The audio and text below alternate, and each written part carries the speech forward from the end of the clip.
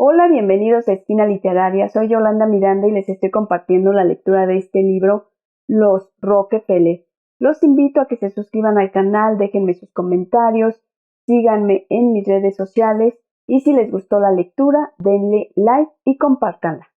Estamos leyendo las últimas líneas de la tercera parte que se llama Los Hermanos.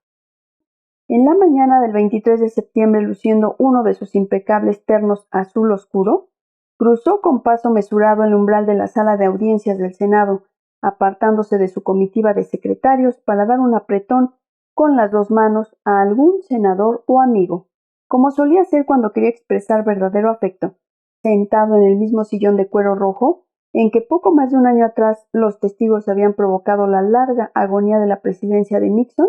Esparció un montón de notas manuscritas en la mesa de tapete verde, comprobando con los secretarios los expedientes aportados y sonriendo al comentario introductorio del senador Jacob Javits. Si hubiera un examen obligado para ser presidente, en primera fila de la clase estaría Nelson Rockefeller. El único indicio de nerviosismo era la rapidez con que atacaba la jarra de agua que vació en las 2 primeras horas de declaraciones. No obstante, en su testimonio inicial leyó sin titubeos los 72 folios que condensaban la historia de la familia. En su mayor parte lo había escrito él mismo, y había recurrido a los archivos de la familia para extraer resúmenes e información sobre las actividades de sus antepasados. Según su versión, eran virtuosos varones dignos de figurar en el mausoleo de prohombres norteamericanos. La rama paterna de su abuela, los Spillman, eran defensores de la igualdad racial. Sus tatarabuelos maternos, los Aldrich, remontaban sus orígenes al Mayflower. Su bisabuelo William Avery Rockefeller, el bigamo que vendía elixir contra el cáncer, en palabras de su bisnieto, era un hombre solidario y aventurero, audaz, trabajador, incansable y buen pagador. Entre otras cosas, se interesó por la botánica medicinal y la venta de sus productos. Ocupaba una parte cada vez mayor de su tiempo. El primer John D. era un hombre magnánimo y diligente que fundó la Standard Oil para después pasar el resto de sus días consagrado a ayudar a los necesitados.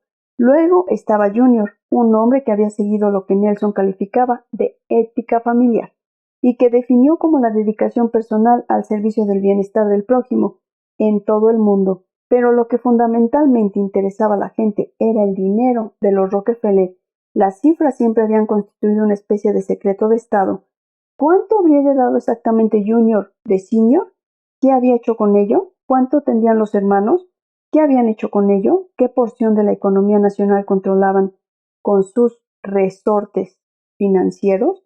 La familia siempre había evitado dar pábulo a la contabilidad, no solo por no violar el sagrado principio de la intimidad privada, sino porque hacerlo habría conllevado la renuncia a una parte intangible, pero fundamental de su poder, despojándolo de un factor crucial de misterio y anulando el mito que constituía la esencia de su ética vital.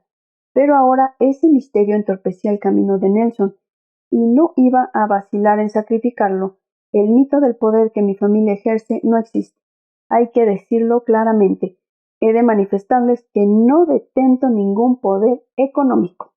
Durante toda la semana anterior a su deposición, Rockefeller había estado comentando con risitas a los periodistas que le hacían preguntas sobre su fortuna privada que se iban a llevar una decepción.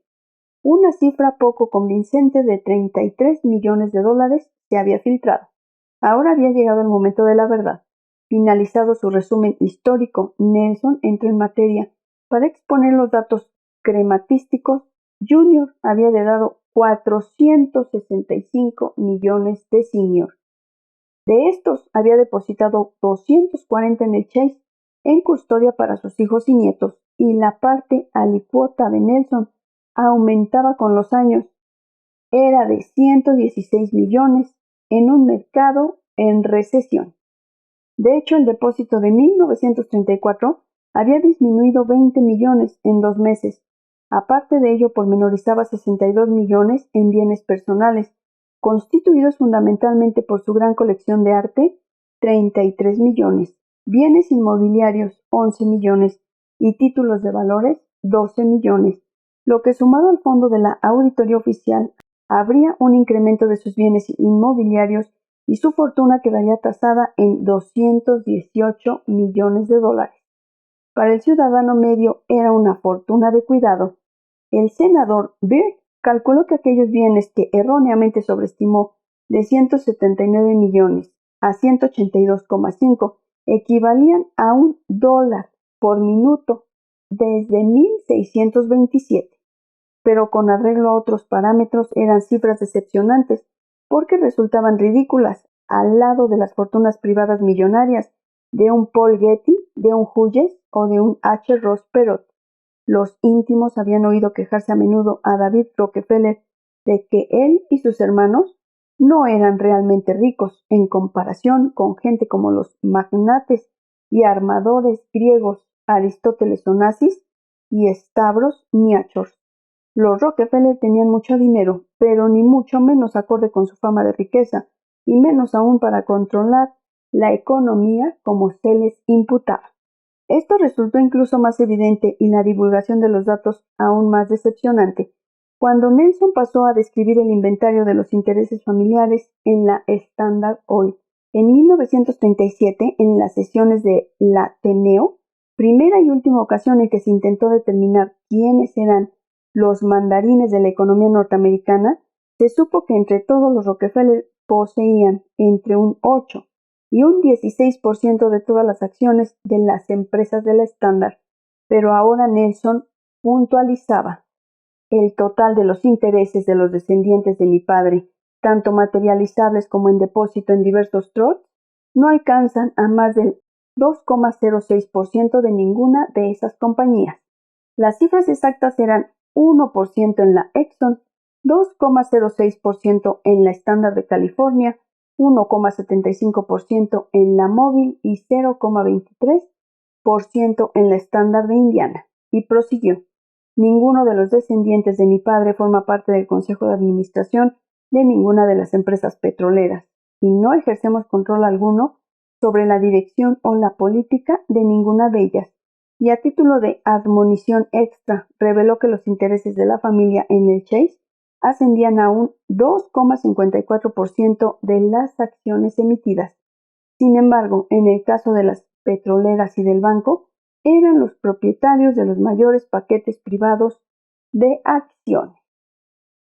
Espero que les haya gustado la lectura del día de hoy de este libro, Los Rockefeller. Calculo que ya solo nos faltan 5 videos más y terminamos esta tercera parte.